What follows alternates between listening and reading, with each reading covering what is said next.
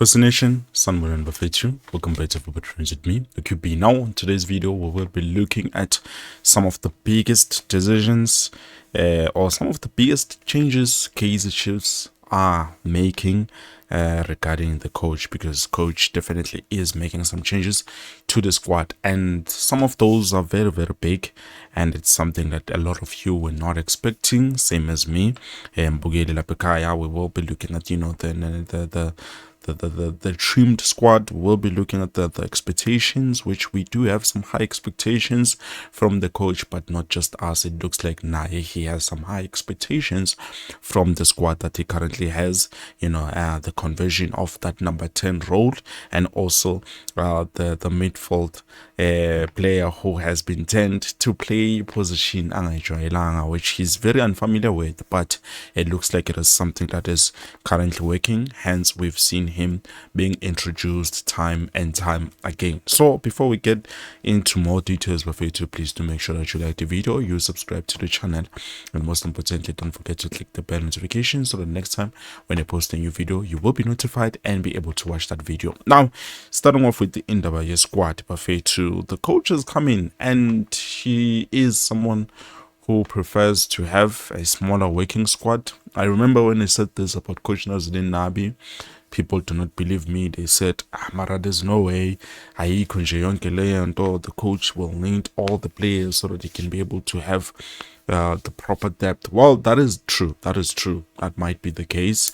But at the end of the day, those coaches, coaches who prefer to pay a lot more details, the finer details in all the players, that is something that we've spoken about, earlier on. So this will come as a big shock and a big decision.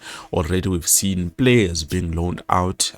Players like Obon Molefe has already been loaned out. We've seen players like young players. There's interest from the club Hope FC. They want to take him in on a loan, and chances are he might go. I don't think coach is going to use him. Already we've seen players like Ashley Dupreez and also Tashrik Morris being let go of. And now currently we are left with just Wandile Duba for the center forward position. Etiosa Ekotaro, whom by the way looks like has been starting a lot of the games. We have Flavio Da Silva, last but not least Snage Talapana, who I believe Luke Batman can also play as a center forward. So already you can see there's starting to be a lot when it comes to players that are being trimmed in terms of the squad. Some are being let go off, some Bazohamba Bayaguma loan out. But so far, with that being said, we can move to the next thing, which is the expectations. Now, with the expectations, it looks like it's not just us. We're expecting a lot, but the coach himself is also expecting a lot from the players, because with what I've been told is that he wants a team that is performing.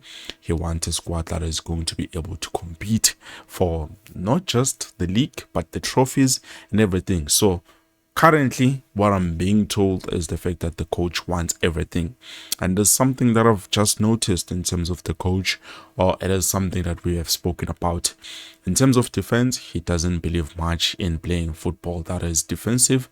He believes in playing football that is offensive. And can you guess who is another coach who likes to play football like that? Well, Coach Nazardine Nabi. And by the way, he is a coach that we will meet CAF Confederations this new season, the 2026 to 2027 season. So who will come up on top, but we will see depending on the squad how strong are we. But other than that, maybe the coach did speak, and he did say, in the past interviews, he wants to compete for everything. Some were even saying he's making empty promises. Well, we will never know until Figis cut to all of us, we might say he's making empty promises, but we don't know what the coach is going to bring to the club, and we don't know nenhlanhla yakhe ukuthi izohamba imbeke kuphi with the performances, because so far since they've started on preseason they haven't lost a game, which is a very good sign, regardless of whether the squad, because there's a lot of changes. Last Fernando Da Cruz, when he was here, we had Edmilson Dove, we had OTT, we had a lot of different players, but right now, even about Christian Sahil, I think they were here, but right now there's a lot of changes. A lot of players are new in his face, but he's not fazed by that. He is confident enough that he is a coach that is going to bring, certain things at the club, especially trophies, and probably we might even win the league. But hey, we will never know until ilanga la khona lifika. And then we have the ability of Umfundo Vilakazi. So it looks like the coach has taken a very good toll towards Umfundo Vilakazi. If you do not believe that is true, there is video evidence of that. He was speaking about Umfundo. It is now time for the youngster to be the best performer on PSL, which I think currently it is something that they are working on. And remember, he is a coach that worked very closely with players like Victor Osimane, just to name the few. So definitely we can have a lot of expectations with Umfundo Vilakazi this new season. Chances are Mfundo might be starting games as a number 10. Yes, Chislet is also there as an option. He has been playing Naye, but so far it does look like Mfundo Vilakazi as well as Nkosimpile Ngcobo, those two players might be played mostly as attacking midfielders.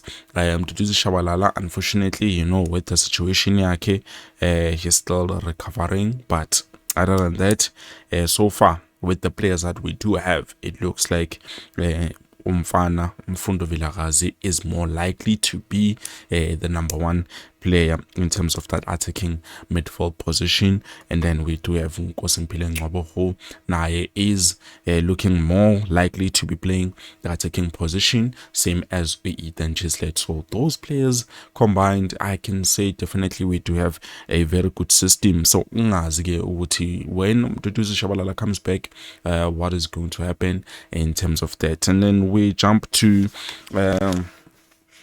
Oban.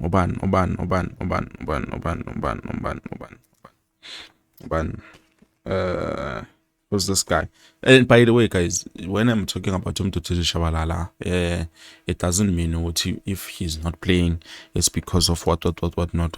No, he is with the players currently, but it looks like he's not match fit, according to what I'm getting. But other than that, as we will see with more evidence as time goes on. And then we jump to Mchitalapana or Riv Frosler. Riv Frosler is originally a right back who can play as a left back and also as a right winger, which you can see definitely he's playing more of an L shape, but currently he's been played as a midfielder. Now I'm not too sure if he's playing centrally or more like defensively, but according to me, I think he's playing more centrally, because Oxum Tetwa is someone who can play more defensively. But with the games and with what we have seen so far, you can see Oxum Tetwa playing more of a central midfielder, because he's the one who's always up there playing forward. I know it's a double pivot buffet, to either of them can be up there and then the other one remains to cover, but